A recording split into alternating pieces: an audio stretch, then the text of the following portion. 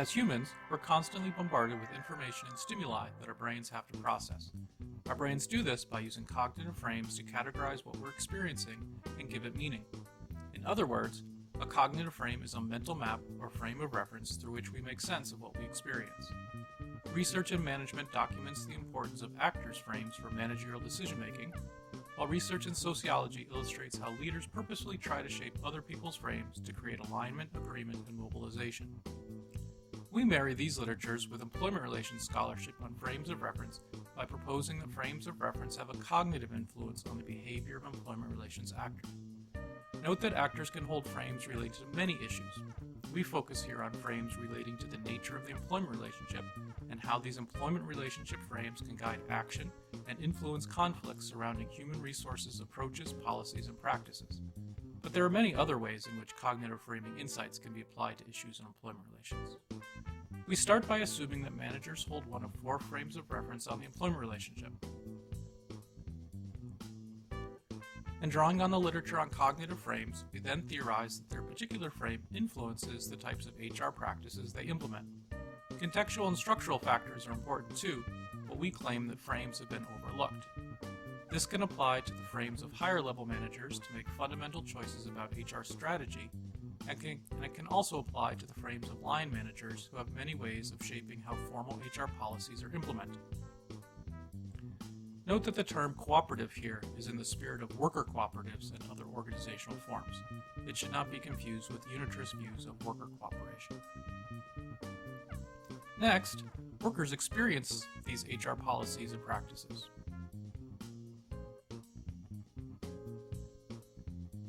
And these experiences are interpreted through their own cognitive frames, including any expectations they have based on their frame of reference on the employment relationship. So for workers, the arrows in this diagram represent the resulting desired HR approach rather than the actual approach. This cognitive processing might occur subconsciously and not become salient if these experiences match the employee's expectations. When managers and workers' frames match, we predict that stable patterns of HR practices will endure, similar to what's been identified by other research on ideal types of HR systems. There are various reasons why frames could align, such as intentional organizational efforts to select and socialize workers to fit. But these efforts are imperfect, and there are also many reasons why some workers might have a different frame. In such cases, the HR policies they experience could deviate from their expectations, and we theorize that these workers will engage in a sense-making process. The literature on sense-making sees this as an explicit effort to think about what's going on and what, if anything, they should do about it. Some workers may come to accept what the organization is doing, but for others, this may activate a more conscious recognition of their own frame and a lack of buy-in to the organization's HR approach. So when managers and workers' frames are mismatched, we make additional predictions. First, we expect conflict over HR practices. A large part of our article is hypothesizing the predicted patterns of conflict and expected outcomes depending on the nature of the frame's mismatch. This table gives some simplified examples.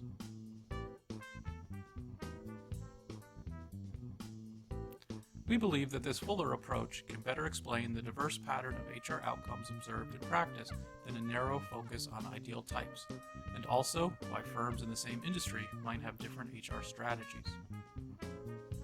Another unique contribution of theorizing actors' mismatch frames is that it helps to understand not only situations where employees want more than what managers are giving, for example, managers want more training opportunities or collective bargaining, but also helps us understand the reverse situation in which HR policies and practice do not resonate with some part of the workforce, leaving managers frustrated at a lack of engagement or involvement.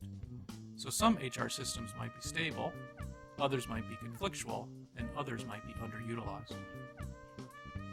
We also theorize that when managers and workers' frames do not match, they have an incentive to engage in both discursive and material activities that encourage others to adopt their frame.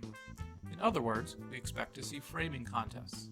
For example, when faced with an employee desiring union representation, a unitarist manager may attempt to shift the employee's thinking to see the employment relationship as characterized by unity of interest, and thus to perceive unions as unnecessary.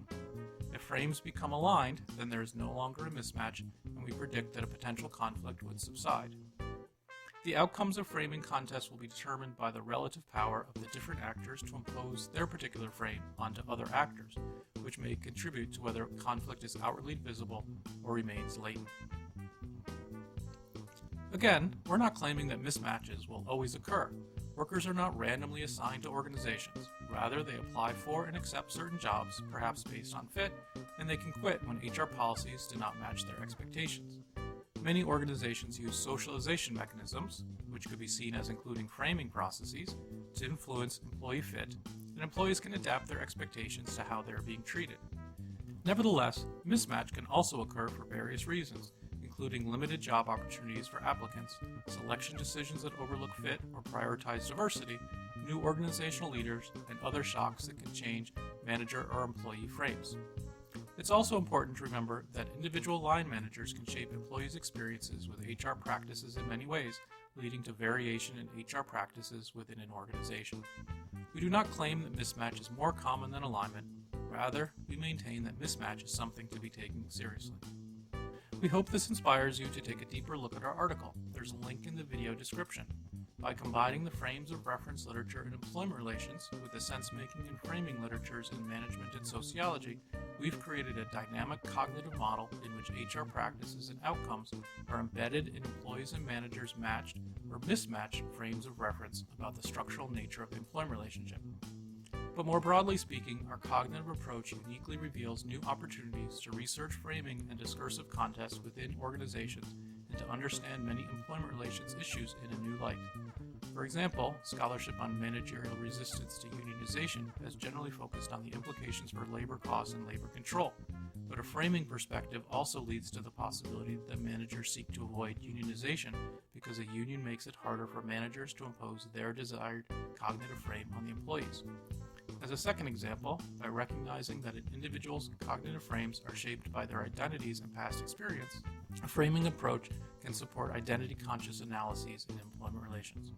By illustrating the applicability and usefulness of frame analysis to the employment relationship, we hope to inspire others to extend it.